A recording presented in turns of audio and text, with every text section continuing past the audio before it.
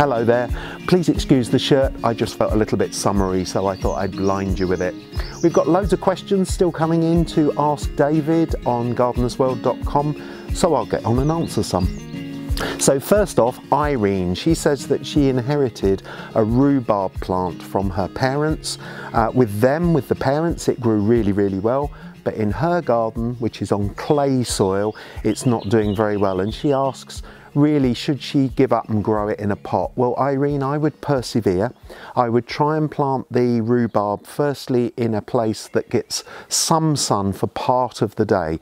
Rhubarb is really good at coping with shade, but really it doesn't like very dark, dank corners, and it won't perform to its best ability.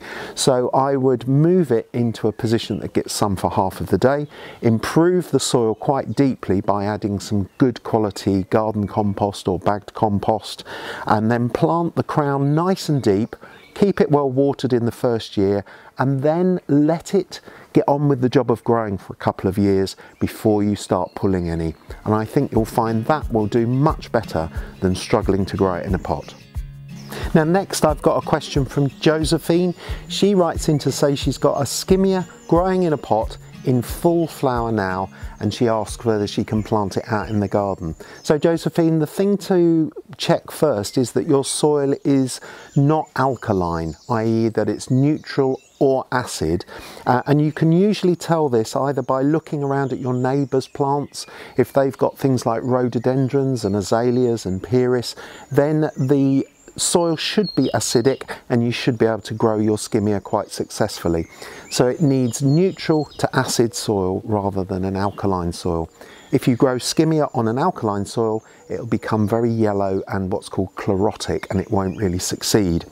So once you've checked that and you're sure that you can plant it out, then I'd be really happy to move it, even if it's in full flower, as long as you keep it really well watered over the next few months. So take out a planting hole that's big enough to accommodate the roots, then bury it just at the same level that it's been growing at in the pot.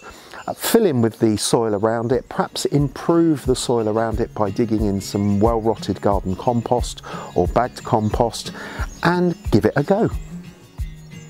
Next, Alexandra Saunders wants to know what vegetables can be grown in a shady garden. So the key thing here is to make sure that the garden or the plot where you're going to grow your vegetables gets some sunlight for at least part of the day. So the minimum really is about 4 hours. Less than 4 hours direct sunshine and your vegetables will grow quite slowly. They might get quite tall and spindly, and they won't do very well. So you do need some direct sunshine to get the best out of your veg. But the things that I would grow would be fairly normal things really, like beetroot, carrots, lettuce. Chard is a really good one for shady conditions, and also potatoes. So really there's not very much restriction as long as the minimum time of sunshine during the day is about 4 hours. Now Kim Watson has got in touch through gardenersworld.com to ask David about her lawn. She says that she's really badly troubled by leatherjackets. These are grubs that eat away at the grass roots, so much so that sometimes you can even pull the grass plants off the surface of the soil without their roots attached, because the grubs have eaten so many of the roots. So the thing here, Kim, is that you say that you've also used a biological control, something that's called Nemesis, which is specifically targeted at leatherjackets, but you haven't had much success. The key thing to remember here is that in the spring you need to apply it at double strength, and the soil temperature needs to be a minimum of 10 Celsius for it to be effective, and then you need to make another application in the autumn at half the strength as directed, and then that will kill off the grubs over the winter, or the eggs over the winter, and then you should reduce the problem on your lawn. She also goes on to say, is it worth giving up and having an artificial lawn? Well, Kim, my answer is don't do the artificial lawn. Keep on with the grass. And last, Alan has got in touch about advice on pruning his callicarpa shrub. Now this is a shrub that has the most beautiful sort of lavender coloured berries later in the year. They're quite small, but they produced in huge quantity. And the key thing here is to make sure that you don't prune off the flowers. Those flowers are quite insignificant, so you don't prune off the flowers, because if you do, then you won't get the berries.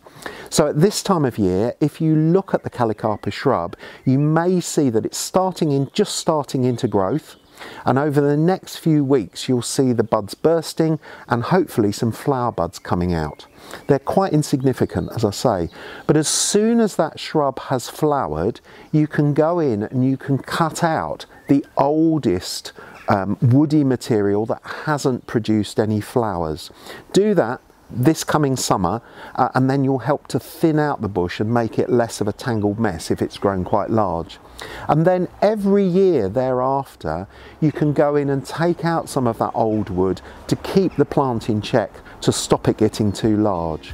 But the key thing is, be really careful, keep a watch out for those flowers and prune out the old wood once it's finished flowering. So there you are, questions answered for another week. Look forward to joining you again next week to answer more of your questions sent in to Ask David.